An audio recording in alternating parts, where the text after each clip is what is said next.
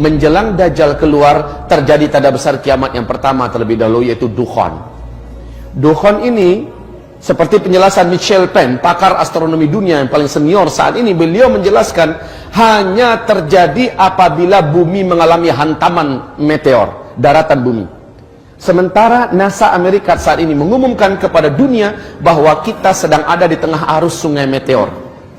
Walaupun kita sudah di penghujung tahunnya, tetapi meteor mempunyai karakter seperti bola biliar. Dia kalau beradu, maka dia yang lain akan memental ke jalur yang lain. Peluang-peluang ini akan menjadikan bumi sangat rentan diserang oleh meteor.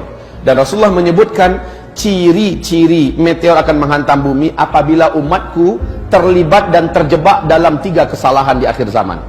Dan ketiga kesalahan ini sudah dibuat oleh umat Nabi, ketiga-tiganya. Pertama, kata Nabi, apabila di tengah-tengah umatku sudah banyak bermunculan penyanyi-penyanyi wanita di mana-mana.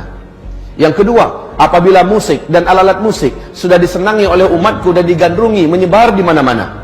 Dan yang ketiga, apabila minuman khamar, barang-barang memabukkan sudah mudah didapatkan di mana-mana. Tiga-tiga ini sudah apa belum? Maka pertanda ini sudah Rasul gambarkan kepada kita. Kaum muslimin yang kami muliakan, Rasulullah SAW menyebutkan apabila terjadi hantaman meteor, seperti pernyataan Abdullah bin Abbas, maka berikutnya yang terjadi adalah dukhan. Dalam sanad yang jayyid, Ibnu Jarir meriwayatkan sebuah hadis di mana Ibnu Mulaikah berkata, guruku Abdullah bin Abbas berkata, malam tadi kami nggak bisa tidur karena kami menyaksikan meteor melintas di atas bumi kita. Saya khawatir jangan-jangan besoklah terjadinya dukhan. Apa yang dikatakan Abdullah bin Abbas ini persis sama dengan yang diuraikan oleh pakar astronomi dunia tadi, Michel Penn. Meteor ini ketika dia menghantam atmosfer bumi kita, kalau garis diameternya 2 km saja, kekuatan ledakan meteor ini sama dengan 1 juta kali lipat bom nuklir yang pernah meledak di Nagasaki dan Hiroshima. Dampak yang terjadi berikutnya adalah meteor ini akan terbakar, bagian kulitnya akan mengeluarkan asap yang sangat tebal dan itu panas beracun. Kemudian bagian kulit ini lepas dari intinya dan dia membentuk meteor-meteor kecil yang akan menghunjam bukit-bukit kita, gunung-gunung kita, kota-kota kita akan menjadi hujan meteor. Sementara yang intinya mengandung sidrid. Sidrid ini adalah kandungan dari zat besi. Pergesekan yang sangat ekstrim menembus lapisan atmosfer kita menyebabkan timbulnya medan magnet yang teramat sangat kuat. Dampaknya yang langsung terasa oleh manusia di bumi adalah semua besi dan logam yang ada di muka bumi akan langsung terinduksi. Maka mobil kita yang mesinnya dari besi tidak bisa lagi di starter, Pak, nggak bisa lagi jalan. Pesawat juga tidak bisa bergerak, kapal-kapal, dan itu bukan untuk sementara waktu tapi permanen. Inilah digambarkan oleh Nabi SAW setelah kalian nanti dipimpin oleh Al-Mahdi. Al-Mahdi itu kemunculannya adalah setelah meteor jatuh. Setelah meteor jatuh terjadi dukhan, Al-Mahdi akan muncul. Al-Mahdi inilah yang akan memimpin umat Islam di sini. Nah, kaum muslimin yang kami muliakan, Rasul bersabda, saat Al-Mahdi nanti muncul, kalian sudah kembali seperti zaman sekarang. Tidak ada teknologi. Kalian akan berperang bersama Al-Mahdi menggunakan pedang, menggunakan tombak, menggunakan panah. Dan zaman-zaman itu adalah zaman jihad, kata Rasulullah. Zaman-zaman itu adalah zaman perang, di mana banyak para syuhada yang akan diambil oleh Allah ke langit. Banyak para lelaki yang bertumbangan sementara mereka adalah lelaki-lelaki terbaik di akhir zaman. Atau lelaki pecundang yang lari sementara kematian tidak akan pernah bisa dielakkannya. Kaum muslimin yang kami muliakan, zaman di mana kita hidup sekarang, kita akan dihadapkan kepada fenomena yang sangat berat ini. Taib, meteor ini jatuh, semua teknologi musnah. Ketika menghantam laut, kata Michel Penn, kekuatan ledakannya yang sama dengan 1 juta kali lipat bom nuklir itu menjadikan hadirnya tsunami setinggi 230 meter. Bila jatuhnya ke kutub utara atau kutub selatan, kutub itu akan meleleh. Maka permukaan air laut akan naik 7 meter lagi.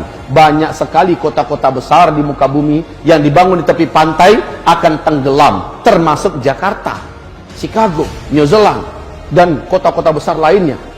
Kemudian apabila jatuhnya di daratan, maka ini yang paling pas dengan terjadinya dukhan. Ini yang paling pas dengan terjadinya dukhan. Sebab apa? Ketika jatuhnya ke daratan, kekuatan ledakannya yang teramat dahsyat radius dari titik jatuhnya ke 100-200 km, seluruh makhluk hidup akan langsung menguap menjadi karbon. Kemudian bumi akan mengalami kecekungan yang sangat dalam, kemudian partikel-partikelnya membumbung ke langit dalam bentuk kabut debu yang teramat sangat tebal lagi panas, dan ini yang disebut dengan dukhan. Tebal, panas, gelombang kejut dari ledakan tadi menghasilkan kekuatan laju secepat 800 km per jam. Bayangkan kecepatannya. Maka partikel-partikel yang tebal tadi membumbung ke udara, menutupi langit, dengan segera membungkus bumi. Bumi akan gelap gulita 40 hari 40 malam, kata Rasul. Bumi akan gelap gulita 40 hari 40 malam. Hamba-hamba Allah yang saya muliakan, bagaimana 40 hari 40 malam tanpa cahaya? Sahabat-sahabat bertanya kepada Rasulullah, ya Rasulullah, bagaimana cara kami menentukan waktu salat? Nabi mengatakan, salat kalian kira-kirakan saja ketika itu. Siapapun yang berusaha melihat, walaupun telapak tangannya didekatkan ke wajah seperti ini, dia tidak akan mampu melihat apa-apa, gelap gulita. Setelah matahari kembali nampak, dukhan tersisi, ya, kita akan dikejutkan dengan pemandangan lain. Apa itu? Bumi akan diselimuti oleh debu yang sudah mengendap ke daratan, tebal di mana-mana. Bangkai-bangkai berserakan, bangkai-bangkai burung, bangkai kucing, bangkai anjing, binatang, dan banyak tanam-tanaman yang juga mati. Bayangkan 40 hari 40 malam nggak ada cahaya matahari, dan itu panas, Pak. Saking panasnya, kata Rasul, seluruh orang kafir di muka bumi ini melepuh kulit mereka. Jadi orang-orang kafir yang nggak sempat menyelamatkan diri, mereka akan melepuh seperti kita masuk open, Pak. Orang Islam yang banyak buat dosa sebelum itu terjadi, amalnya sedikit, imannya tipis, sama tersiksanya dengan orang kafir. Tapi orang beriman yang imannya bagus, ketika itu terjadi, amal solehnya sebelum itu banyak, dia akan selamat.